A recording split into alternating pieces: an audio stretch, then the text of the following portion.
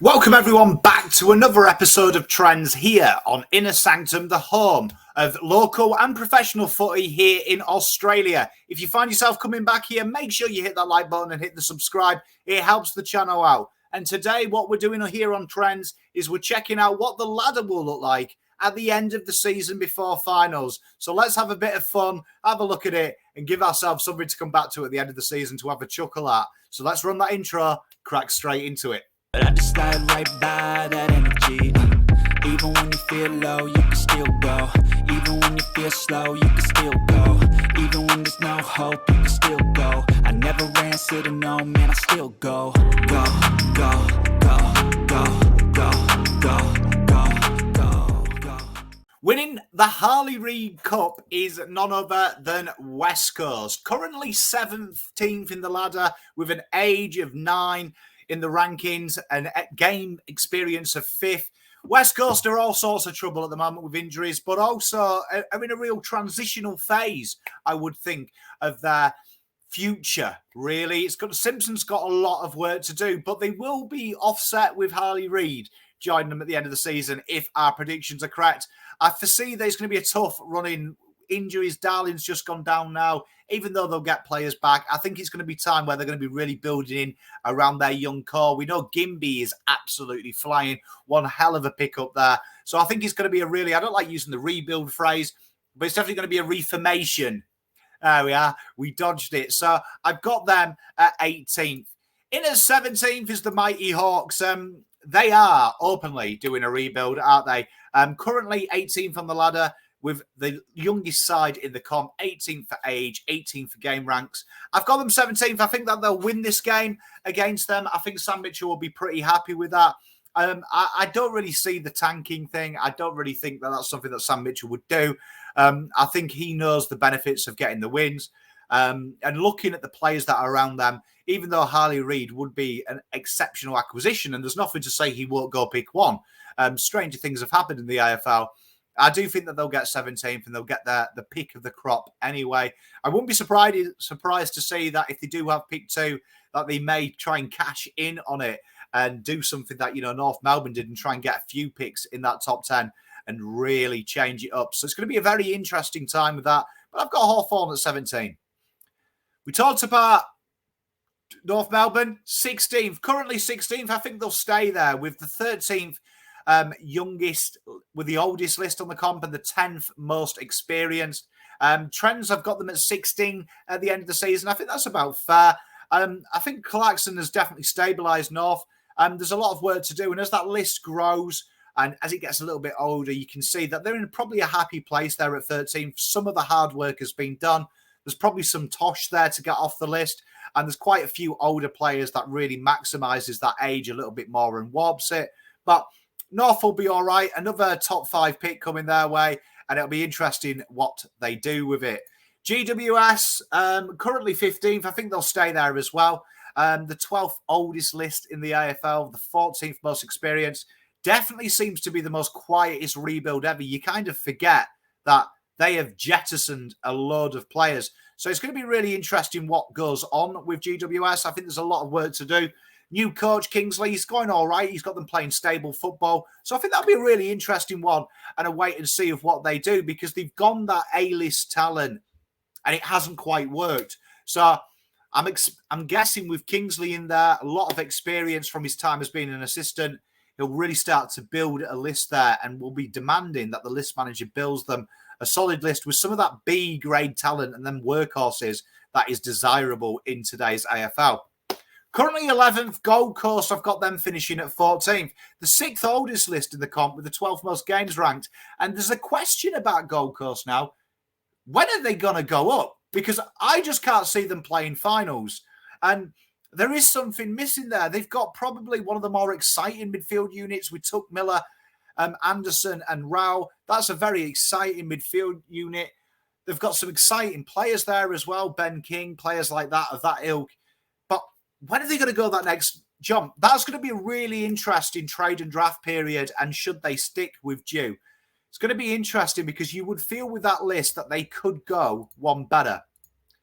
A club that I foresee in trouble at the moment is currently 12, Fremantle. I've got them finishing one place below that, 13th. 15th oldest side, 16th most games played. Their inexperience, which people do forget, but that team is talented, and the lack of goal-scoring options has really become a problem, if it will. Do I think JL's the man? I really do think he is, but I think like they need to back him in this trade and draft period, because I feel like there's another level to go to unlock, and it's going to be really interesting what they do. If they can get a 30 to 40 goal kickers in that side is lit. Essendon currently 10th. Scott's done a wonderful job with these. He's really made them rigid.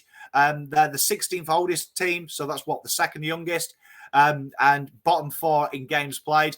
I've got them 12, dropping down 2 places. I think it's going to be a solid year, this, and I think you can see Scott has really worked out what his side's one-wood is, which is really impressive. The last couple of coaches have tried to play them a game style that doesn't really suit what they're about.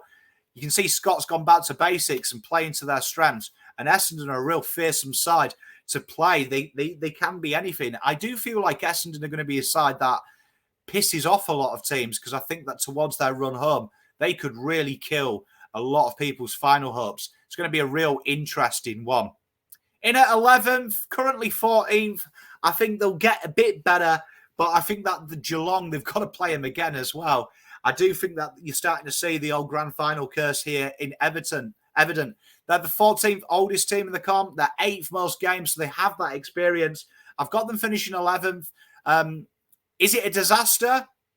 Melbourne did it. Do you know what I mean? They got into finals and then dropped out and then came back with a bang. I don't think you'll see them down for very long. I think that they'll come back with a plum. In at 10, we've got St Kilda, currently 5th. 11th oldest team in the comp. Games are the same. 10th finishing. I like St Kilda, don't get me wrong, but I do think that eventually they'll get worked out, as we're starting to see quite slowly now. Players coming back, yes, but I think that's in itself. You can only go so far with heart and intensity. And I do feel that as the season wears on, they're going to bear the price of having to play a lot of games, real rugged and Hail Mary towards the pointy end of the season.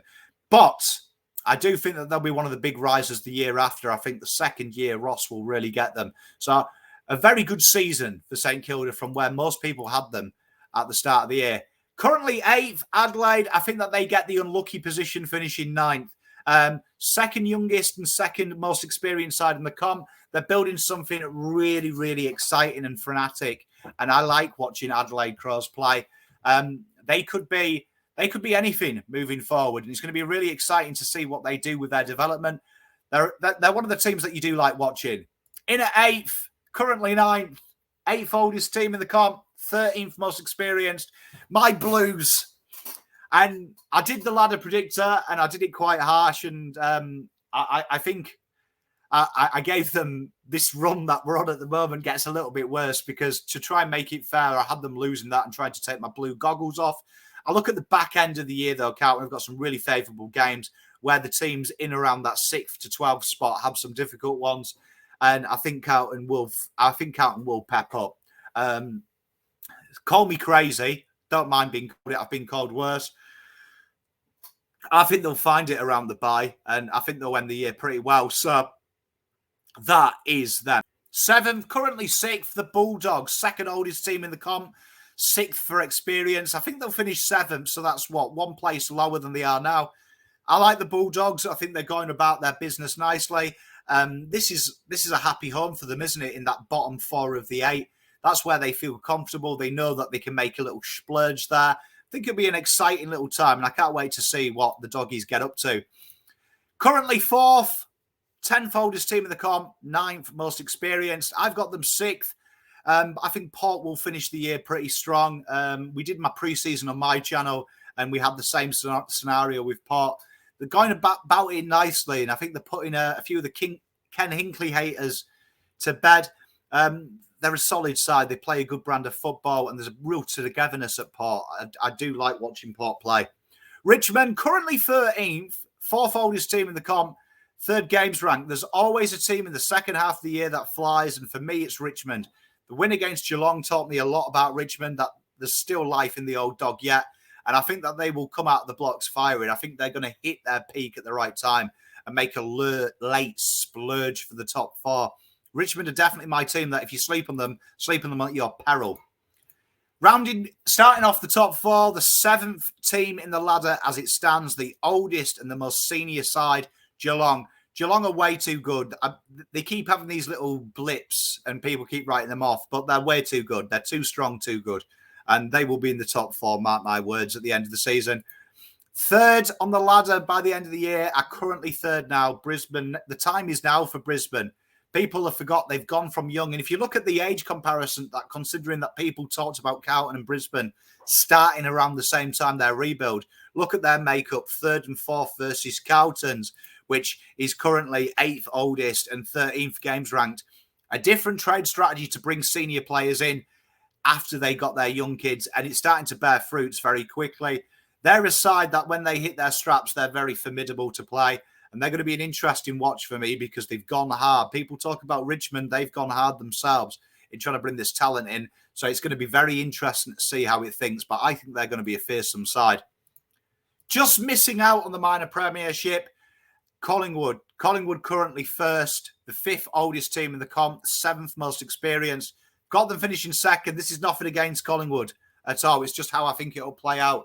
Very good brand of football, though. They will be in the reckoning. Definitely the premiership window.